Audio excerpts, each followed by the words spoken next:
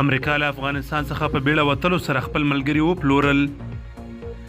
یو بریتانوي جنرال په خپلو تازه څرګندونو کې ویلي چې امریکا له افغانستان څخه په بیړه د خپلو ځواکونو ایستلو سره خپل افغان ملګري په ډیره ارزانه بیه پلورلي.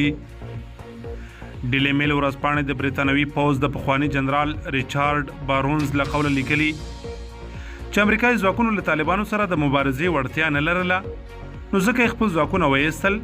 او خپل افغان همکاران طالبانو ته لاس تړلي پرېښودل. نوموړي زیاته کړې چې امریکا له افغانستان څخه د خپلو ځواکونو په ایستلو سره ستراتیژیکه تېروتنه کړې او په سیمه کې خپلو رقیبانو ته نه هېرېدونکي امتیازات په خیرات کې ورکړي دي. د ویلو ده چې د بریتانوي پوځ دغه پخوانی جنرال داسې مهال دا څرګندونې کوي چې طالبانو د ولسوالیو تر نیولو وروسته د ولایتونو په مرکزونو بریدونه پیل کړي دي او په تیرو 3 ورځو کې د افغانستان په شمال کې نیمروز، جوزجان، تخار،